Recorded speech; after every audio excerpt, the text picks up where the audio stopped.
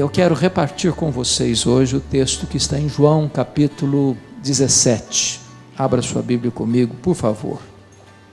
João 17. Tendo Jesus falado estas coisas, levantou os olhos ao céu e disse: Pai, é chegada a hora. Glorifica teu Filho, para que o Filho te glorifique a ti. Assim como lhe conferiste autoridade sobre toda a carne, a fim de que ele conceda a vida eterna a todos os que lhe deste. E a vida eterna é esta: que te conheçam a ti, o único Deus verdadeiro, e a Jesus Cristo a quem enviaste. Eu te glorifiquei na terra, consumando a obra que me confiaste para fazer. E agora glorifica-me, ó Pai, contigo mesmo, com a glória que eu tive junto de ti antes que houvesse mundo. Manifestei o teu nome aos homens que me deste do mundo. Eram teus, tu nos confiaste, e eles têm guardado a tua palavra. Agora eles reconhecem que todas as coisas que me tens dado provêm de ti, porque eu lhes tenho transmitido as palavras que me deste, e eles as receberam e verdadeiramente conheceram que saí de ti, e creram que tu me enviaste. É por eles que eu rogo, não rogo pelo mundo, mas por aqueles que me deste, porque são teus. Ora, todas as minhas coisas são tuas, e as tuas coisas são minhas, e neles eu sou glorificado. Já não estou no mundo, mas eles continuam no mundo, ao passo que eu vou para junto de ti. Pai Santo, guarda-os em teu nome que me deste, para que eles sejam um, assim como nós. Quando eu estava com eles, guardava-os no teu nome que me deste, e protegi-os, e nenhum deles se perdeu, exceto o filho da perdição, para que se cumprisse a Escritura. Mas agora vou para junto de ti, e isto falo no mundo, para que eles tenham o meu gozo completo em si mesmos. Eu lhes tenho dado a tua palavra, e o mundo os odiou, porque eles não são do mundo, como também eu não sou. Não peço que os tires do mundo, e sim que os guardes do mal. Eles não são do mundo, como também eu não sou. Santifica-os na verdade, a tua palavra é a verdade. Assim como tu me enviaste ao mundo, também eu os enviei ao mundo, e a favor deles eu me santifico a mim mesmo, para que eles também sejam santificados na verdade. Não rogo somente por estes, mas também por aqueles que vierem a crer em mim por intermédio da sua palavra, a fim de que todos sejam um, e como és tu, ó Pai, em mim, eu em ti, também sejam eles em nós, para que o mundo creia que tu me enviaste. Eu lhes tenho transmitido a glória que me tens dado, para que sejam um como nós o somos, eu neles e tu em mim, a fim de que sejam aperfeiçoados na unidade, para que o mundo conheça que tu me enviaste e os amaste como também amaste a mim. Pai, a minha vontade é que onde eu estou estejam também comigo os que me deste, para que vejam a minha glória que me conferiste, porque me amaste antes da fundação do mundo. Pai justo, o mundo não te conheceu, eu porém te conheci, e também estes compreenderam que tu me enviaste. Eu lhes fiz conhecer o teu nome, e ainda o farei conhecer, a fim de que o amor com que me amaste esteja neles, e eu neles esteja. Amém. Irmãos amados, eu gostaria de conversar um pouco com vocês hoje sobre a oração mais importante da história. A Bíblia registra muitas orações importantes, orações dos patriarcas, orações dos profetas, orações dos apóstolos, mas esta aqui é a mais importante oração, porque esta é a oração do Deus Filho ao Deus Pai.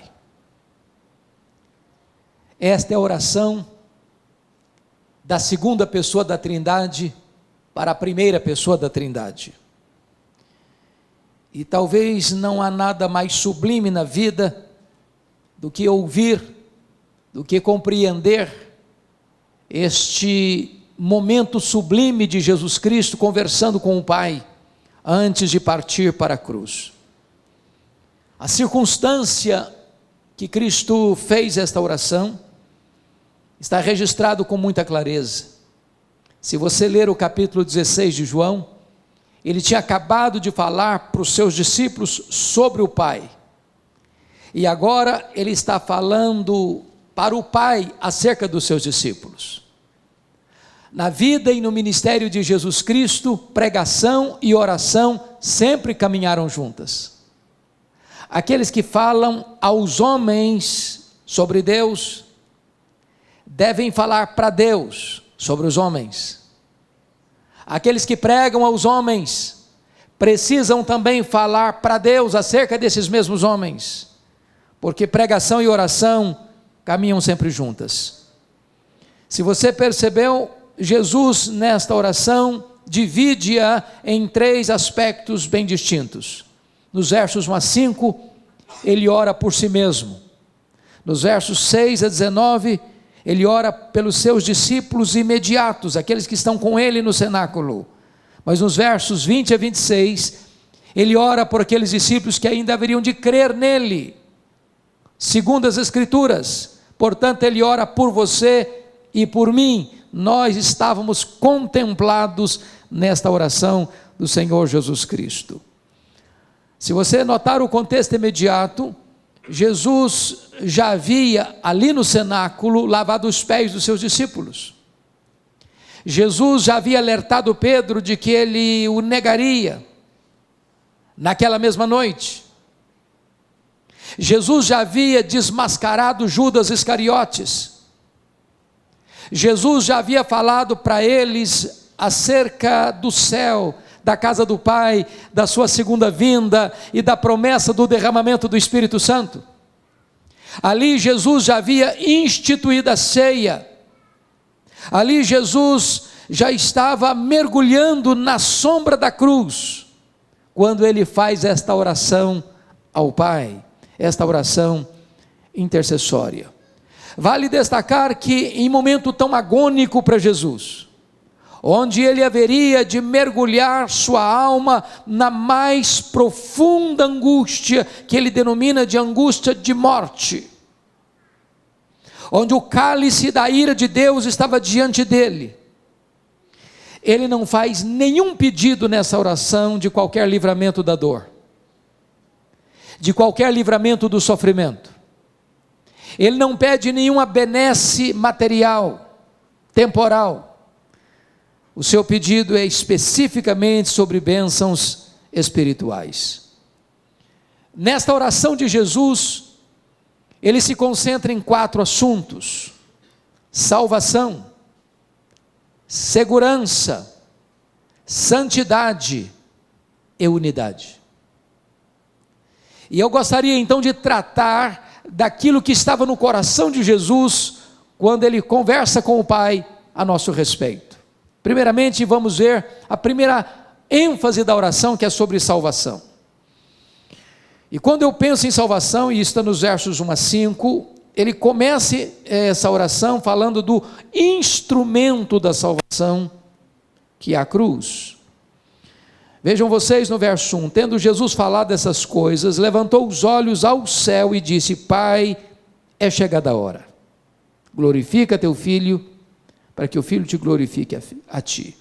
Todos vocês sabem que a vida de Jesus se desenvolveu dentro de uma agenda estabelecida na eternidade, definida no céu, e ele vem à terra para cumprir rigorosamente esse cronograma.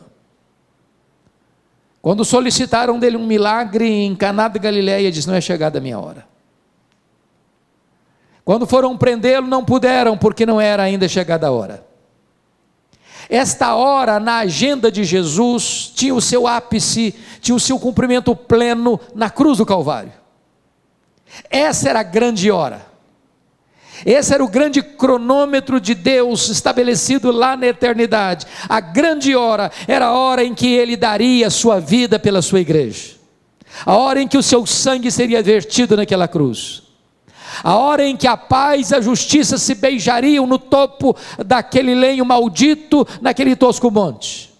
Então, ele está falando que esta hora havia chegado, porque na cruz o plano de Deus se cumpriu. Na cruz o projeto redentor de Deus se estabeleceu.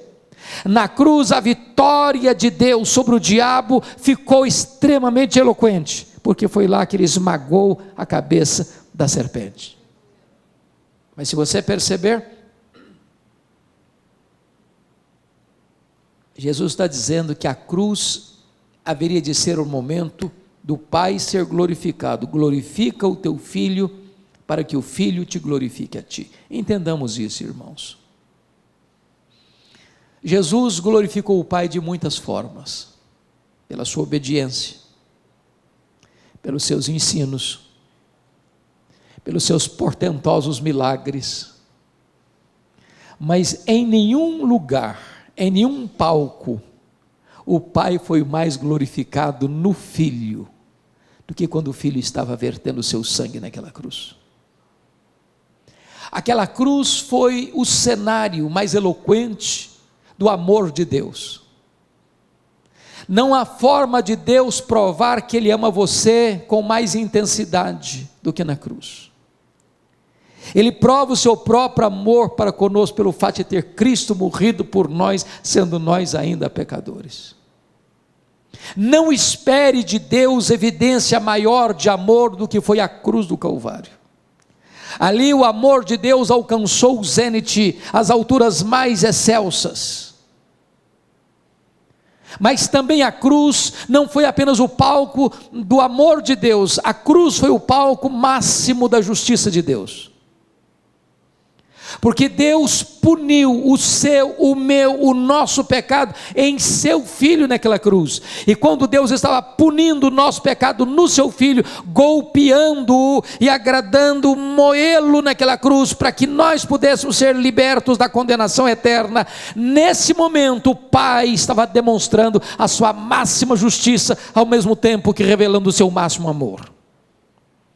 Pois bem, amados, agora, notemos em segundo lugar a essência dessa salvação, versos 2 e 3, e a primeira coisa, no verso 2, Jesus recebe a autoridade do Pai para conferir a vida eterna. Veja comigo, assim como conferiste autoridade sobre toda a carne, a fim de que Ele conceda a vida eterna a todos os que lhe deste. Entendamos isso, irmãos.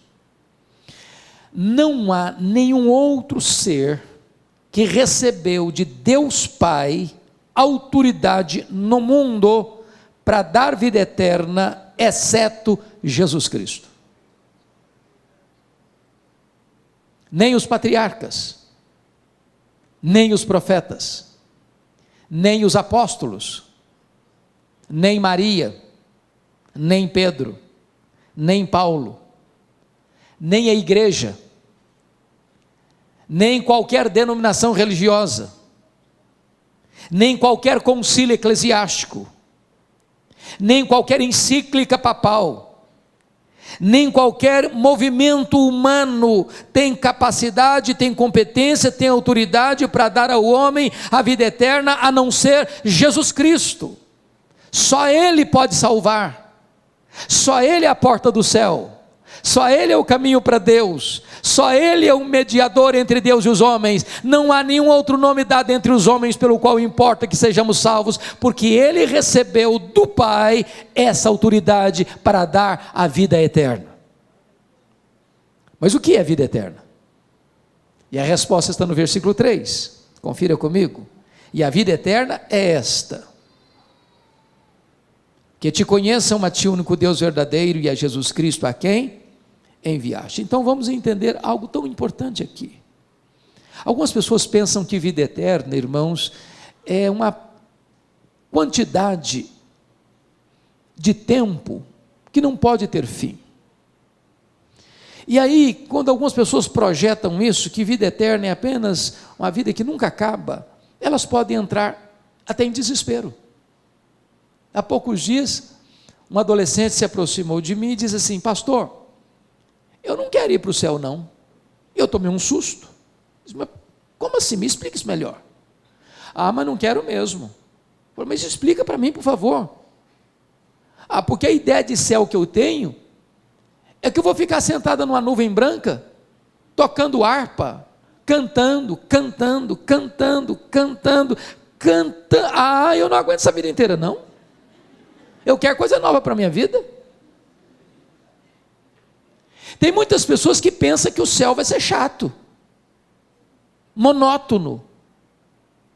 E eu preciso dizer para você que vida eterna é um relacionamento pessoal e íntimo com Deus, onde você vai amá-lo, onde você vai fruí-lo, onde você vai glorificá-lo, onde você vai exaltá-lo, onde você vai servi-lo, e esse Deus é inesgotável em seu ser, e você vai conhecê-lo, e jamais haverá um tempo na eternidade onde você possa dizer, já conheço tudo, não tem mais nada para conhecer, agora eu preciso botar minha vida no piloto automático. Jamais isso vai acontecer. O céu é dinâmico. Então eu quero dizer uma coisa a você hoje, sabe o que você vai fazer no céu depois que você tiver 1 milhão de anos lá? Você vai conhecer a Deus. Sabe o que você vai continuar fazendo depois que você tiver 1 bilhão de anos lá no céu? Você vai continuar conhecendo a Deus. Esse conhecimento é a própria essência da vida eterna. Essa intimidade com Deus é a própria beleza, encanto e realidade da própria vida eterna. Então, notem comigo, em terceiro lugar, a consumação dessa salvação no versículo de número 4. Ele diz assim: eu te glorifiquei na terra, consumando a obra que me confiaste para fazer. Preste atenção na palavra consumando, porque esta foi a sexta e penúltima palavra do Senhor Jesus Cristo na cruz do Calvário, quando ele dá um brado, e diz: está consumado. E essa palavra na língua grega é a palavra tetelestai, está pago, está consumado, está concluído, não tem mais nada por fazer. E essa palavra grega tetelestai, que é a mesma palavra consumado no grego, ela tem 3 significados. Primeiro, essa palavra era usada naquela época, quando um filho recebia uma incumbência de seu pai para fazer algum trabalho específico, e terminado esse trabalho, o filho chegava para o pai e dizia assim: papai, tetelestai, papai, eu concluí a obra que tu me confiaste para fazer.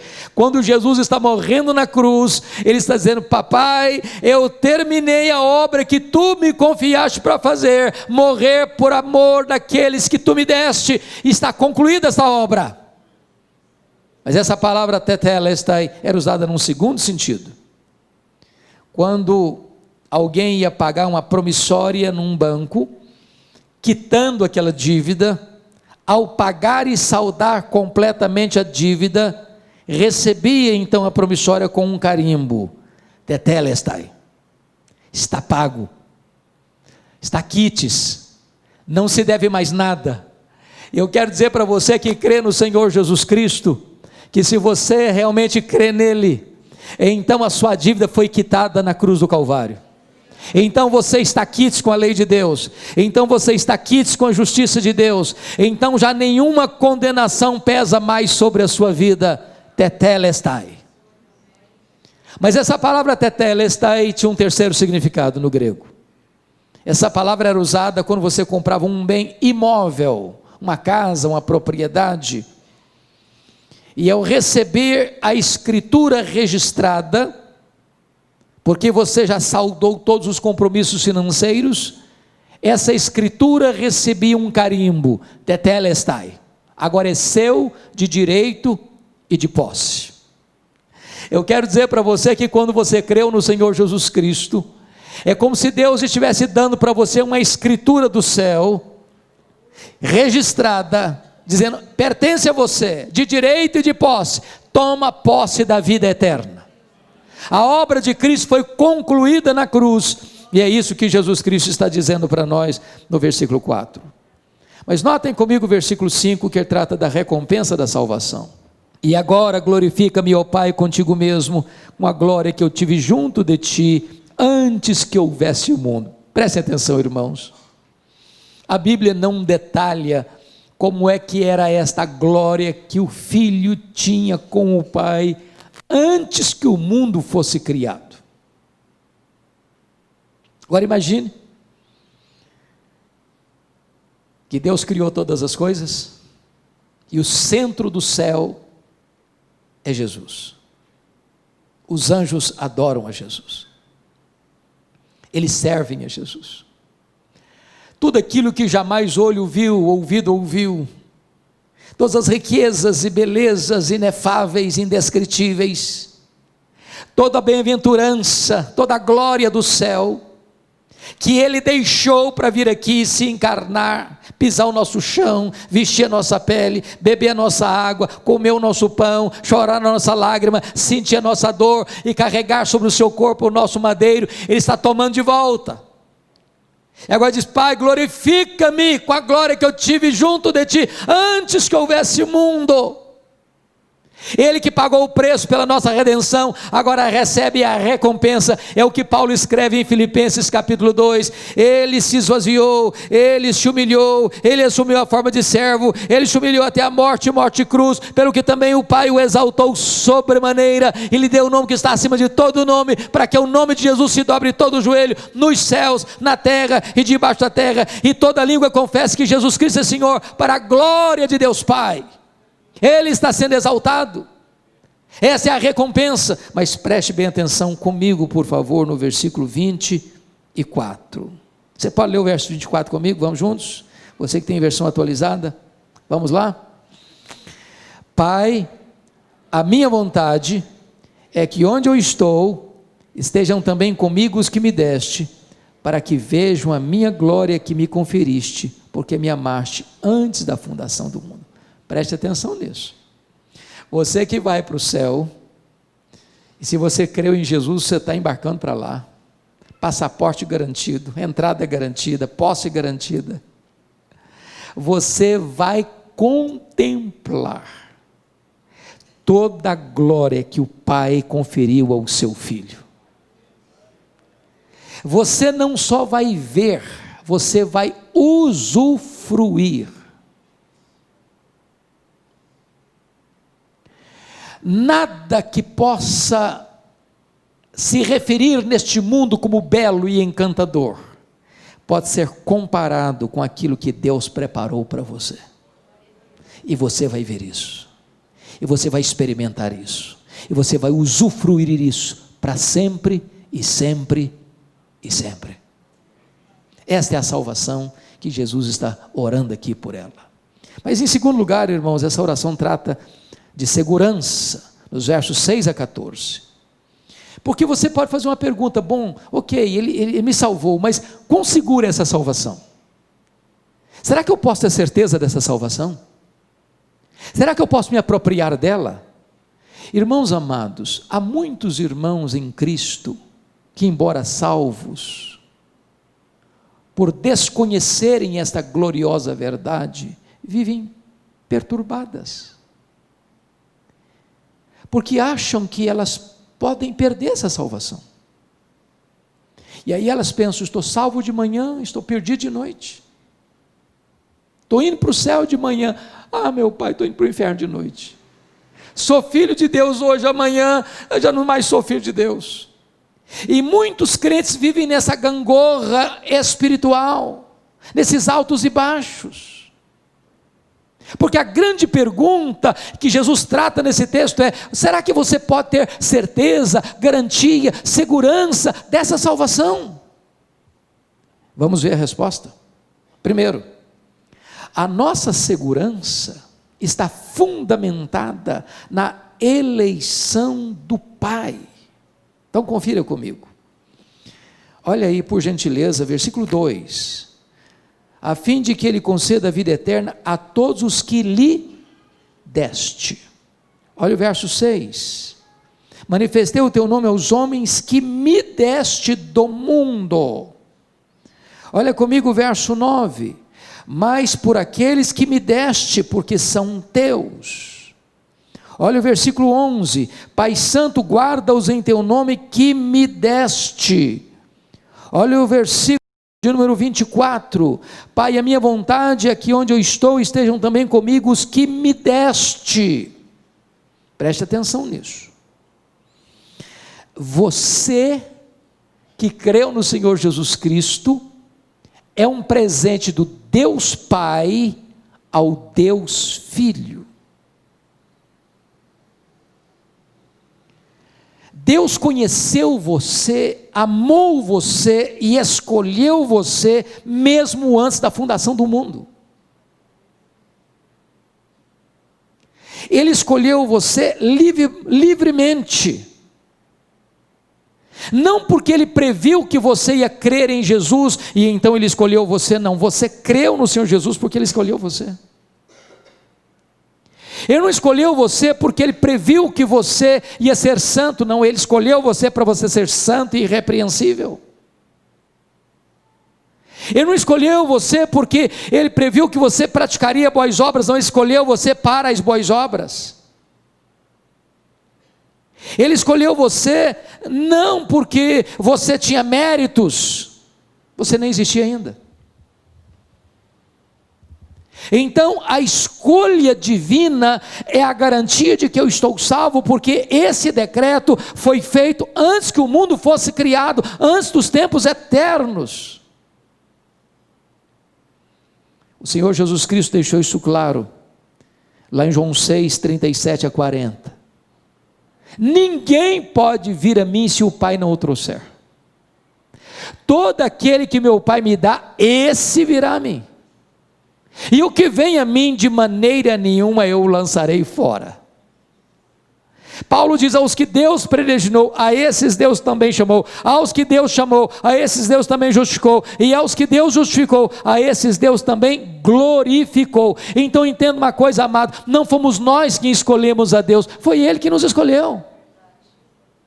Não fomos nós quem passamos a amar a Deus primeiro, Ele nos amou primeiro. O nosso amor por Deus é o refluxo do fluxo do amor de Deus por nós. Aliás, nós não poderíamos jamais escolher a Deus, nós estávamos mortos nos nossos delitos e pecados, mas Ele nos amou, Ele nos escolheu e Ele nos deu de presente para o seu Filho, e o seu Filho verteu o seu sangue para nos resgatar da morte e do inferno. Você pode ter segurança. Segundo lugar, como é que você pode ter certeza dessa salvação? Segurança dessa salvação? Primeiro, por causa da eleição divina. Segundo, por causa do cuidado de Cristo. Olha comigo o verso 12. Quando eu estava com eles, guardava-os no teu nome que me deste, e protegi-os, e nenhum deles se perdeu, exceto o filho da perdição, para que se cumprisse a Escritura. Então preste atenção nisso. O Pai deu você ao Filho. O Filho promete uma coisa: eu guardei todos, nenhum se perdeu. Jesus não vai permitir que nenhum daqueles que o Pai deu a Ele, e por quem Ele morreu, se perca. Foi Ele quem prometeu isso. Ele diz assim: as minhas ovelhas ouvem a minha voz. Eu conheço as minhas ovelhas, elas me ouvem e me seguem. Eu dou a elas a vida eterna, e ninguém as arrebatará das minhas mãos. Lá nas décadas de 70, 80, nós cantamos uma música assim: segura na mão de Deus e vai. Tem um problema teológico aí, porque se eu segurar na mão de Deus, eu sou tão fraquinho, que eu tenho o risco de largar a mão e cair. Sabe o que a Bíblia diz? Não sou eu que seguro na mão dele, é Ele que segura na minha mão. Ele segura na minha mão. E quando Ele segura na minha mão, não tem como eu cair. Dos braços de Jesus ninguém arranca você. Você tem uma segurança eterna. A sua segurança não está fundamentada em quem você é e no que você faz. A sua segurança está fundamentada em quem Ele é e no que Ele fez por você. Ele é quem guarda você. É por isso que Paulo diz: nem a morte, nem a vida, nem anjos, nem principados, nem poderes, nem altura, nem profundidade, nem qualquer outra criatura poderá nos separar do amor de Deus que está em Cristo Jesus, nosso Senhor. Temos plena segurança e plena garantia. Mas em terceiro lugar, a sua salvação pode ter segurança sim, você não precisa ficar com medo. Meu Deus, será que eu estou salvo? Será que eu posso me perder? Será que eu vou me desviar e ir para o inferno? Se você creu em Jesus, você está salvo, seguro, por uma terceira razão. A nossa segurança está baseada na intercessão de Cristo. Veja comigo, por favor, versículo 9. É por eles que eu rogo, não rogo pelo mundo, mas por aqueles que me deste, porque são teus. Olha o verso 11: Pai Santo, guarda-os em teu nome que me deste, para que eles sejam um, assim como nós. Agora olha comigo o verso 15: Não peço que os tires do mundo, e sim que os guardes do mal. Agora olha o verso 20: Não rogo somente por estes, mas também por aqueles que vierem a crer em mim, por intermédio da sua palavra. Vamos entender aqui algo glorioso, irmãos. Sua salvação está segura porque o Pai o escolheu. Sua salvação está segura porque o Cristo o guarda. E terceira, sua salvação está garantida porque Jesus Cristo é o seu intercessor. Quando ele termina o seu ministério aqui no mundo e volta para o céu, ele lá no céu está exercendo o ministério de sumo sacerdote. Quando você grita por socorro, ele vem ao seu encontro e cerca você com o seu cuidado. Quando o inimigo acusa você diante do tribunal de Deus, ele se levanta como advogado justo, e não há a mínima chance do inimigo condenar você ou culpar você, porque está escrito assim: quem tentará acusação contra os eleitos de Deus? É Deus quem o justifica. Quem os condenará? É Cristo Jesus quem morreu, ou antes quem ressuscitou, o qual está à destra de Deus e também intercede por nós. Vamos entender isso. Quem tentará acusação contra os eleitos de Deus? É Deus quem justifica. Bom, é uma linguagem jurídica. Você e eu estamos acompanhando muito de perto toda a situação de problemas jurídicos no Brasil, mormente depois da Lava Jato. E você vê uma pessoa às vezes que é condenada na primeira instância, mas é absolvida na segunda instância, ou ela é inocentada na primeira instância e se apela para a segunda, e a pessoa é condenada na segunda instância ou na terceira instância até a quarta instância. Quando Paulo diz assim: quem tentará acusação contra os eleitos de Deus? É Deus que o justifica. Está dizendo o seguinte: a sua justificação aconteceu no Supremo Tribunal Federal do céu. Não há instância superior para se apelar, para mudar esse julgamento. O seu julgamento, no sentido de que você está quites com a lei de Deus e com a justiça de Deus, não pesa condenação sobre você, foi feita na última instância do tribunal celestial, no supremo pretório divino. Não há chance de você ser condenado, porque Deus, o supremo juiz, declarou você já sem culpa, e por uma base legal, um outro alguém morreu no seu lugar, pagou a sua dívida, levou sobre si o seu pecado e recebeu no seu corpo a punição que você devia receber. Se Jesus recebeu a punição por você, você está quis com a lei de Deus, quis com a justiça de Deus, não pesa mais condenação sobre a sua vida. Sua salvação está assegurada. Mas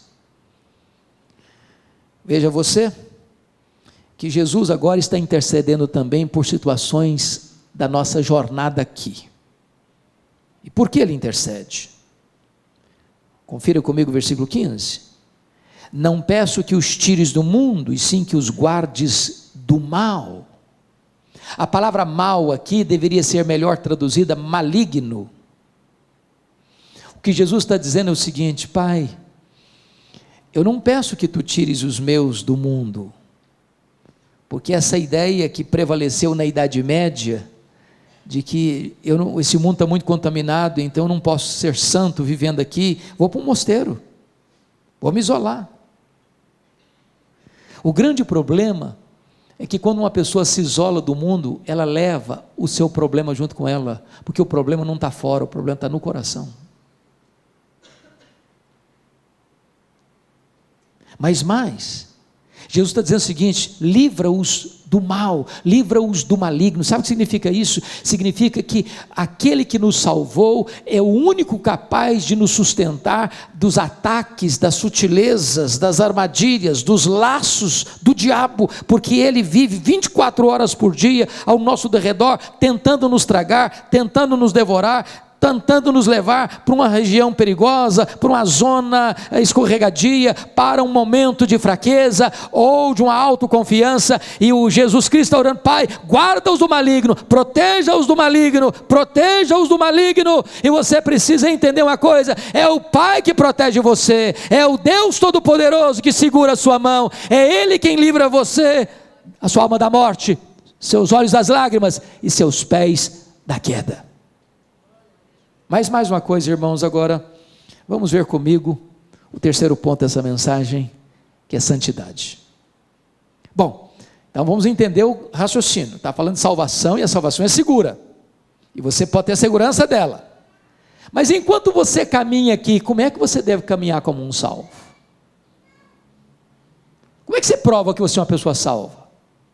Só basta bater no peito: eu estou salvo, está resolvido o assunto? Ah, eu sou membro da igreja presbiteriana de Vila Operária, então estou salvo. É isso? Ah, eu tenho minha Bíblia, eu leio a minha Bíblia. É isso?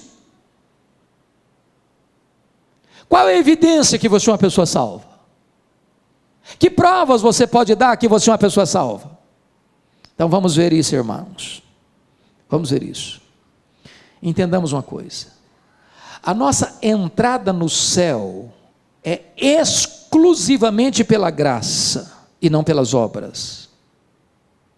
Mas o céu em si mesmo não seria céu para nós sem um caráter santo. Prestem bem atenção no que vou lhes dizer.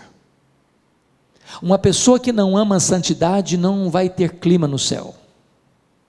Vai ser um peixe fora d'água lá.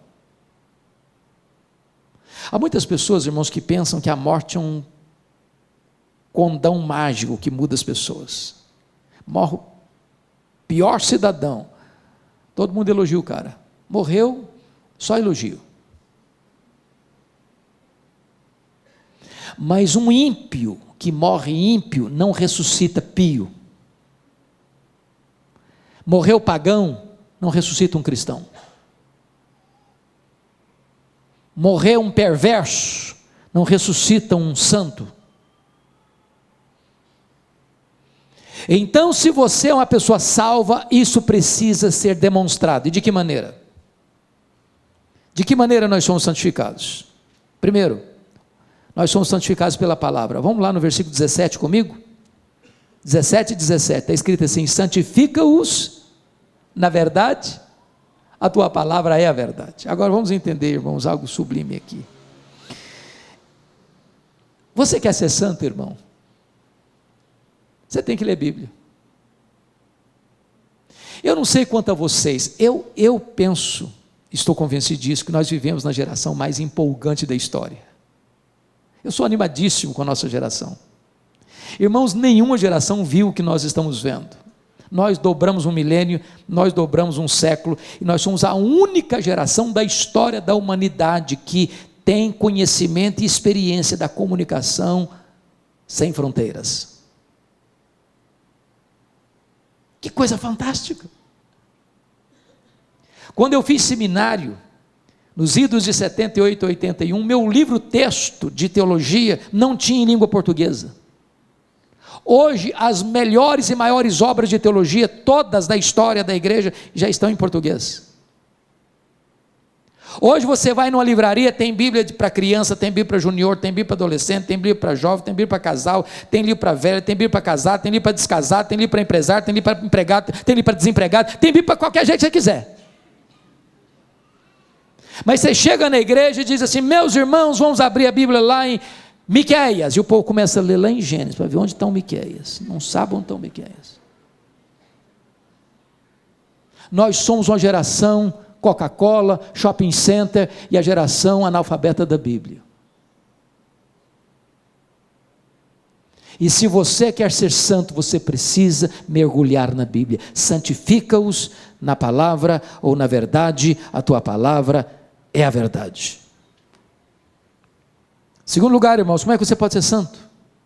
Você pode ser santo na medida em que você compreende de maneira sensata o seu relacionamento com o mundo. Mas vamos entender o que é mundo, porque muita gente pensa que mundo é não cortar o cabelo, é não usar batom, mulher não usar brinco, usar adereços, não ir na praia, não jogar futebol, não assistir um jogo de futebol. Tem muita gente que pensa que mundo é isso.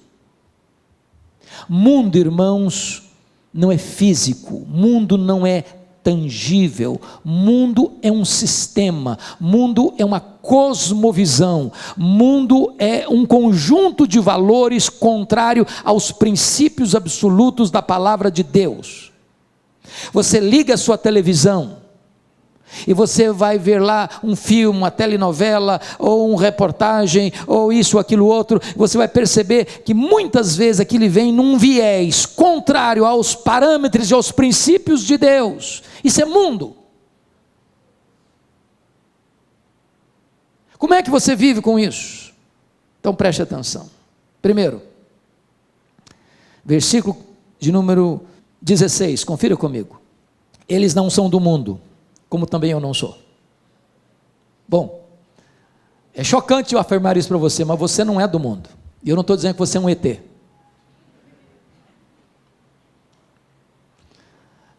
Deixa eu brincar um pouco para descontrair. Eu fui criado na região rural, na minha infância e começo de adolescência. Quando eu falo rural de verdade, sem luz elétrica, com lamparina de querosene. Até os meus 14 anos, eu tinha muito medo de defunto, de gente morta, de gente viva, nenhum medo. Meu pai era um exímio contador de histórias, mas a maioria delas macabras. Defunto que levantou do caixão, e vocês não imaginam o desespero que era fazer uma viagem sozinho de noite. Virava uma folha de bananeira, você achava que era um defunto que estava vivendo no caixão. Era um troço horrível. Eu morava do lado de um cemitério, minha família mora até hoje. Agora imagine comigo, eu saindo sozinho de casa, ao retornar ter que passar em frente ao cemitério, era um desespero. E um determinado dia, à noite muito escura, eu voltando, coração acelerado de medo, quando eu olho uma senhora caminhando, e eu me aproximei, apertei o passo, falei, pelo menos vou ter companhia para passar em frente. Eu chego em frente, a mulher começa a bater papo, ela fala, meu filho, quando eu era deste mundo, falei, pronto, eu estou falando de um fantasma, um desespero total. É claro que Jesus não está dizendo que você é um fantasma, você não é desse mundo, significa o seguinte, você está aqui, mas os valores que regem a sua vida são outros valores. Os princípios que governam sua vida, seu casamento, sua família, seus negócios, seus lucros, seus gastos, seu lazer, sua mente, seu coração, suas emoções, suas palavras, suas reações, são outros princípios. Você não é deste mundo. Segundo, olha comigo o versículo 14. Eu lhes tenho dado a tua palavra e o mundo os odiou. Preste atenção nisso. O mundo odiou ontem, o mundo odeia hoje e o mundo vai odiar amanhã. A igreja e o mundo nunca vão ser bons parceiros. Eu não estou falando que você não vai ser bom parceiro do seu vizinho, dos seus amigos. Eu estou falando que entre você e esse sistema de valores vai existir um conflito permanente. E se a igreja não está sendo perseguida pelo mundo, não é porque o mundo amansou, é porque a igreja se acovardou. Perguntaram para Francisco Leonardo, eminente professor do Seminário do Norte, reverendo Francisco, se a igreja for mais perseguida, ela será mais fiel? Ele respondeu, não. Se a igreja for mais fiel, ela será mais perseguida. A amizade do mundo é pior do que a espada do mundo. Terceiro, olha comigo, o versículo de número 11, estamos no mundo, mas nós somos guardados do mundo. Versos 11 a 15, ele está exatamente tratando dessa questão de você estar no mundo, mas ser guardado do mundo, estar no mundo, mas ser protegido do mundo, de você conseguir ligar a sua televisão e assistir um jornal, mas não permitir que aqueles valores subliminares, ou que estão por trás dos bastidores, mexam com o seu coração, determine a sua mente. Você está hoje em qualquer frente da vida, seja no comércio, seja na indústria, seja no campo, seja na academia, seja onde for, você está lidando com esses valores, mas você está permanecendo firme pelos valores do céu, pelo diapasão do céu. Você é guardado do mundo. Mas notem mais, agora confira comigo o versículo 18, esse 18 é magnífico. Você pode ler o 18 comigo? Vamos juntos? Assim como tu me enviaste ao mundo, também eu os enviei ao mundo. Então preste atenção que tem uma missão e tem uma estratégia. A missão é, Jesus nos envia de volta ao mundo. Mas qual a estratégia? Assim como o Pai me enviou ao mundo, eu também vos envio. Então preste atenção. Você é crente? Ok. Você não pode viver num gueto. Você não pode viver separado, isolado. Você precisa ter amigos. Você precisa se relacionar com pessoas. Você não pode se fechar dentro de 4 paredes. É lá fora que você vai viver a sua vida cristã, convivendo com as pessoas, relacionando-se com as pessoas, influenciando pessoas. Você é o sal da terra, você é a luz do mundo, você é um luzeiro a brilhar. É lá que você vai marcar a sua influência, nos seus relacionamentos, nos seus contatos, sendo uma bênção, sendo um bom vizinho, sendo um bom marido, sendo uma boa mulher, sendo uma boa esposa, sendo um bom filho, sendo um bom pai, sendo uma boa mãe, sendo um bom empregado, sendo um bom patrão, sendo um bom comerciante, sendo um bom amigo. E enquanto você se relaciona, você é luzeiro de Deus a brilhar onde você está. Mas vamos fechar, vamos concluir, irmãos, com o último assunto. Falamos de salvação, falamos de segurança, falamos de santidade. Último ponto, unidade.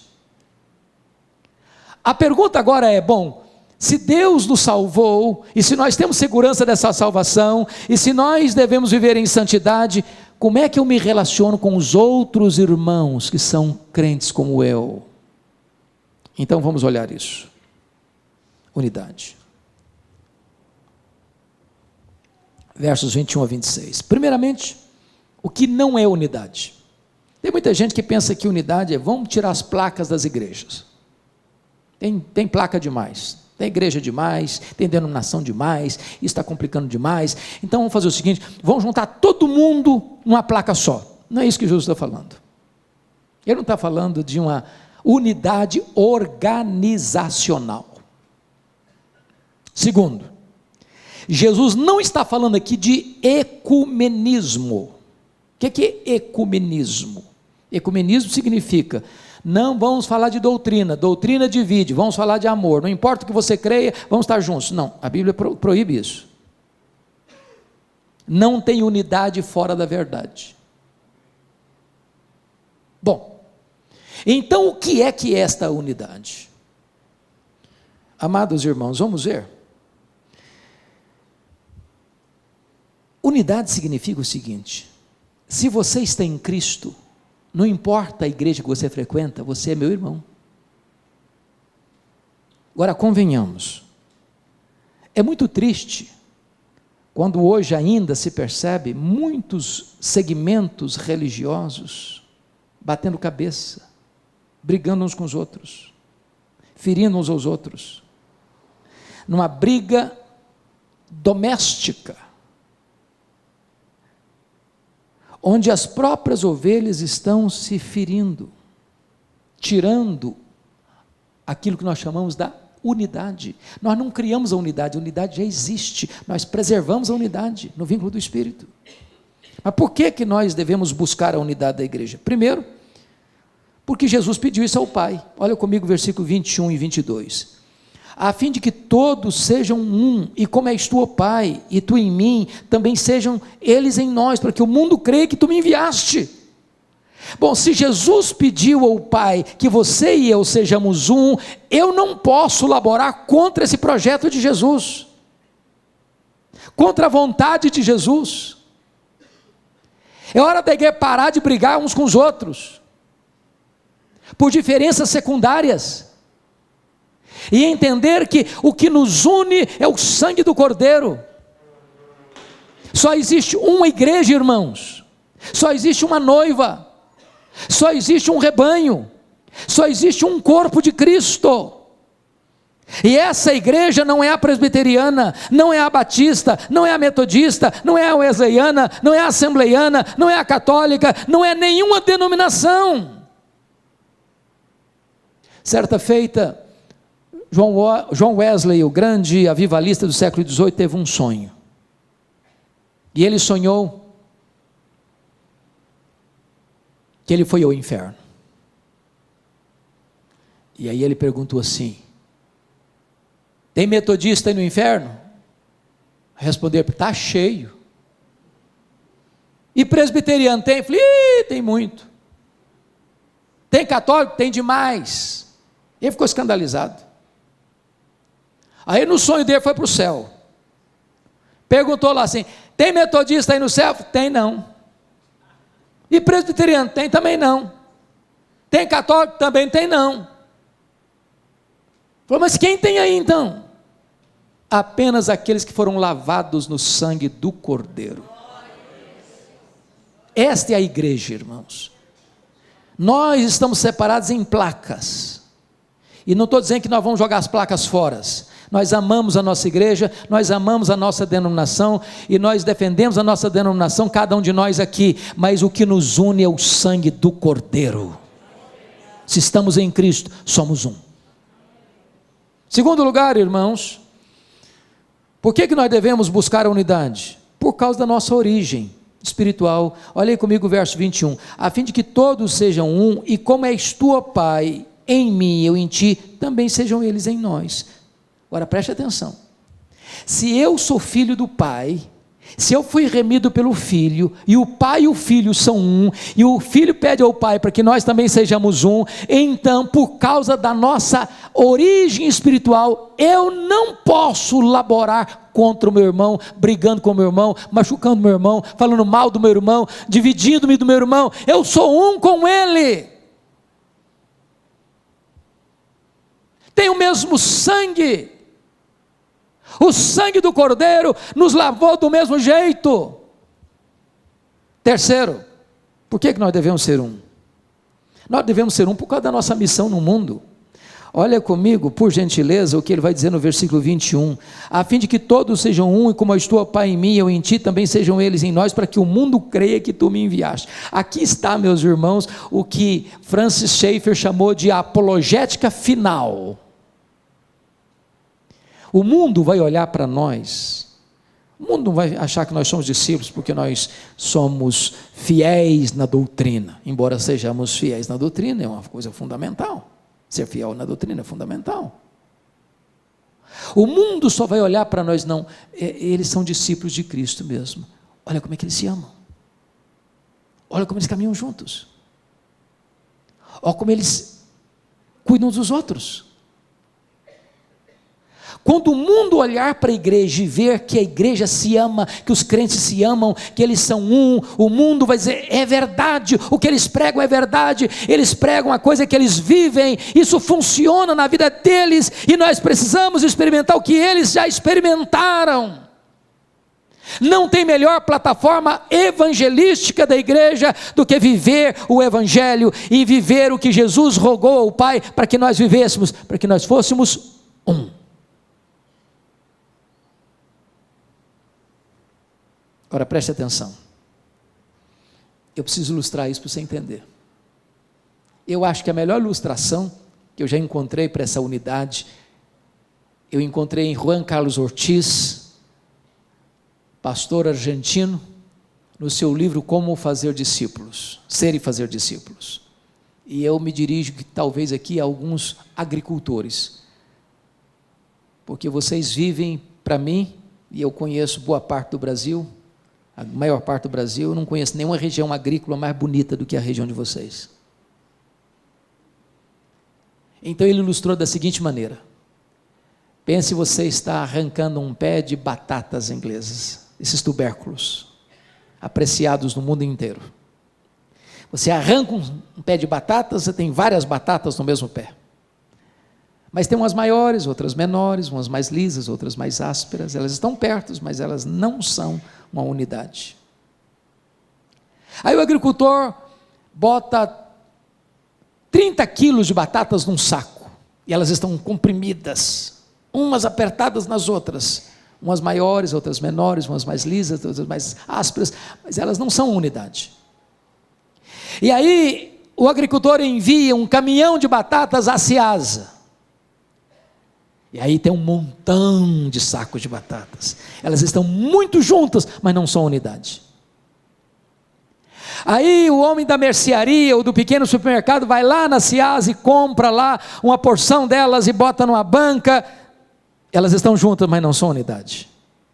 Aí a dona Maria vai ao supermercado, escolhe as melhores, um saco, do saco ela pega 2 quilos de batatas, e elas são levadas para casa numa sacola e botadas numa gaveta dentro da geladeira, mas elas não são unidade, umas maiores, outras menores, umas mais lisas, outras mais ásperas. Aí se pega essas batatas, e casca essas batatas, e corta essas batatas, e bota na água, e elas são cozinhadas, e a dona Maria vai lá e faz um purê de batatas.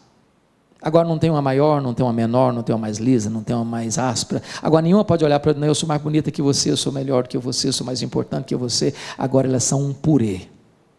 Agora elas são uma unidade. É isso que nós devemos ser.